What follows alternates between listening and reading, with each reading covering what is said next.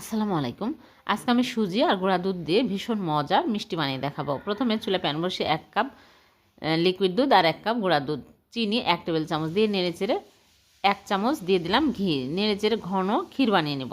এরকম ক্ষীর হয়ে আসলে চুলা থেকে নামিয়ে প্লেটে ঢেলে হালকা গরম থাকতে আমি মথে নিচ্ছি। তারপর ছোট ছোট করে এরকম করে বল বানিয়ে নিচ্ছি।